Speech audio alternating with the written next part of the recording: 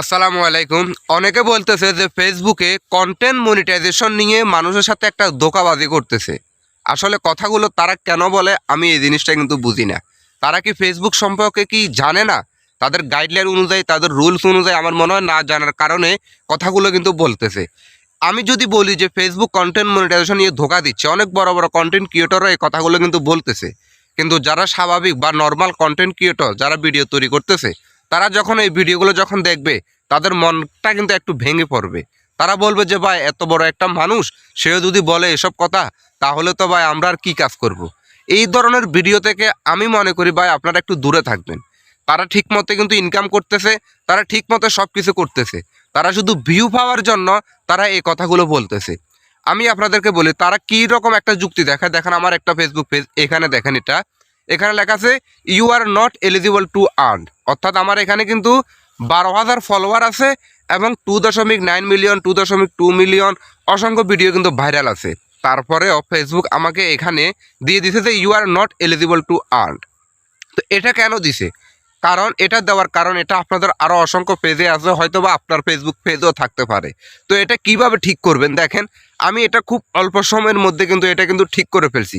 আমি স্ক্রিনশট দিয়ে যদি আমি আপনাদেরকে যদি প্রমাণ দেখাই, দেখেন স্ক্রিনশট আরেকটা দেখেন, এটা দেখেন, এটা কিন্তু দেখেন এখানে লেখা আছে you are earn eligible to earn. অর্থাৎ আমার এখানে কিন্তু আর্নিংয়ের জন্য এখন উপযুক্ত হয়ে গেছে। যেটা 2 দিন আগেও ছিল উপযুক্ত না, কিন্তু সেটা 2 দিন পরে এখন এটা উপযুক্ত হয়ে গেছে। তো এটা কিভাবে আমি ঠিক করলাম সেই টিপসটাই কিন্তু আমি আপনাদেরকে দেব। আর যদি আপনাদের যদি থেকে থাকে তো অবশ্যই আমার কথাগুলো একটু মনোযোগ সহকারে শুনবেন। আপনাদেরও 2 থেকে 3 দিনের মধ্যে এই সমস্যাটার সমাধান হয়ে যাবে। আর 2 থেকে 3 দিনের মধ্যে যদি সমস্যাটা সমাধান যদি না হয়, অন্তত কিছুদিন অপেক্ষা করেন, দেখবেন আপনাদের এটা সমস্যাটা সমাধান হয়ে যাবে। তো নাম্বার 1 যেটা আমি বলবো, কয়েকটা কথা বলবো, বেশি কাজ না এখানে, বেশি কাজ না, সামান্য কিছু কাজ আপনি অবলম্বন করলে, কিছু মানলে আপনার এটা কিন্তু 100% ওকে হয়ে যাবে। প্রথম অবস্থায় আপনার ফেসবুক পেজ 3 মাস বয়স হতে হবে। 3 মাস বয়স থাকতে হবে আপনার ফেসবুক পেজের। 3 মাস যদি বয়স থাকে তাহলে এটা অটোমেটিক রিমুভ হয়ে যাবে। আর যাদের ফেসবুক পেজ 3 মাস হয়ে গেছে কিন্তু রিমুভ হয় নাই, তাহলে আমি আপনাদেরকে বলবো আপনারা যে ফেসবুকের যে নোটিফিকেশন দেয় অনেক সময়, যে আপনার 5,000 ফলোয়ার পূর্ণ হয়েছে, বা আপনার একটা ভিডিও অনেক ভিউ আসতেছে, 1K 2K ভিউ আসতেছে, বা আপনার অনেকগুলো ফ্রেন্ড ফলোয়ার এখানে যুক্ত হয়েছে, ফেসবুক একটা নোটিফিকেশন দেয় যে এই পোস্টটা আপনারা শেয়ার করেন। তো আপনারা কি করেন, ওই পোস্টটা শেয়ার করেন, মানে ফেসবুকের সম্পর্কে যে একটা আসে আমাদের কাছে, যে নোটিফিকেশন আসে যে আমাদের পেজটা গ্রো হইতেছে, সেই উদ্দেশ্যে নিয়ে তারা ফেসবুকে একটা নোটিফিকেশন দেয় এবং আমাদেরকে বলে যে এটা একটু শেয়ার করার জন্য, মানে পোস্ট করার জন্য। আমরা অনেকেই কী করি, এটা পোস্ট করে দিই। এটা পোস্ট করা যাবে না। এটা যদি পোস্ট করেন তাহলে এটা থেকে আপনার একটা স্প্যাম হিসাবে কিন্তু ধরে নেবে। আপনি বলতে পারেন ভাই এটা তো ফেসবুকে বলতেছে যে পোস্ট করার জন্য, আর আপনি বলতেছেন পোস্ট না করার জন্য। না ভাই, এটা পোস্ট করবেন না। আপনি একটা জিনিস মাথা রাখবেন, ওদের যে স্টোরিগুলো আসে, ওদের যে নোটিফিকেশনগুলো আসে, ওইগুলো সবগুলো কিন্তু একই ক্যাটাগরি হয়ে থাকে, একই মানে ফিক্সারের মতন হয়ে থাকে। তো এগুলো কখনো শেয়ার করবেন না। আপনি দেখবেন বড় বড় যারা কন্টেন্ট ক্রিয়েটর রয়েছেন তারা কখনো এরকম পোস্ট ফেসবুকে দেওয়া এগুলো কিন্তু পোস্ট করে না।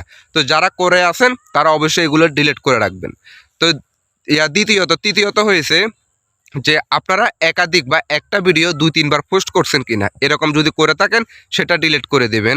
তারপরে যে আপনার এটা আরেকটা কথা মনে রাখবেন, আপনার Facebook page A to Z, অর্থাৎ প্রথম থেকে যে ভিডিওগুলো আপনারা পোস্ট করছেন এবং শেষ পর্যন্ত যতগুলো পোস্ট করছেন সবগুলো ফেসবুক পেজের যে ভিডিওগুলো আছে সবগুলো রিভিউ করবেন। কোনটা সেন্সিটিভ বা কোনো ভিডিও আছে কিনা, কোনো গালাগালির ভিডিও আছে কিনা, বা কাউকে বা কেউ কাউকে মেরে ফেলতেছে কিনা, বা হরিণকে কেউ কামড় দিতেছে কিনা, কেউ একজনকে থাপ্পড় দিতেছে কিনা, এআইয়ের ভিডিও কোনো কিছু ডুইট ভিডিও তৈরি করছেন কিনা, এরকম যদি কোনো কিছু ভিডিও যদি থেকে থাকে যেটা আপনার কাছে সন্দেহ হয়ে থাকে, তাহলে সেই ভিডিওটা ডিলিট করে দেবেন। আর যে ভিডিওগুলোতে একটু ভিউ কম আছে, অর্থাৎ 2টা 3টা 5টা এরকম ভিউ আছে, সেগুলো ডিলিট করে দেবেন। আস্তে আস্তে পিছনের ভিডিওগুলো ডিলিট করে দেবেন।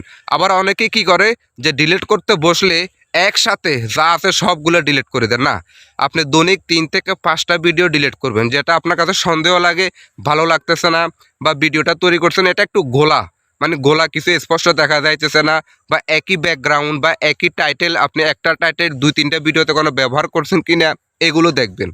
এগুলো দেখে দেখে যেটা সন্দেহ লাগে এগুলো ডিলিট করবেন। মানে পিছনের ভিডিও যতগুলো আছে, ভিডিও বা ভিউ নাই বা আপনার কাছে একটু সন্দেহ লাগতেছে ওইগুলো ডিলিট করে দিবেন।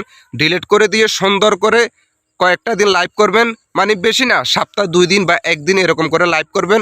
লাইভ করার পরে আপনারা নিজের কণ্ঠ দিয়ে বা নিজের ভয়েস দিয়ে সুন্দর করে, যারা ডুয়েট ভিডিও তৈরি করেন ডুয়েট ভিডিও তৈরি করবেন, আর যারা নিজের রিয়েল কন্টেন্ট দিয়ে ভিডিও তৈরি করেন তারা নিজের কণ্ঠ দিয়ে তারা রিয়েল ভিডিও তৈরি করবেন। এই ধারাবাহিকভাবে যদি কাজ করেন তাহলে আমার মতন দেখেন, আমার মতন আপনারও ফেসবুক পেজ অ্যাক্টিভ হয়ে যাবে, মনিটাইজেশন ইনশাল্লাহ পেয়ে যাবেন। তো ইনশাল্লাহ আমি এখন মনিটাইজেশন পাই নাই, সামনে হয়তো বা পাবো। তো যদি পাই অবশ্যই আমি আপনাদের কাছে শেয়ার করব। আর আমার ফেসবুক পেজের নাম হলো এটা, দেখেন।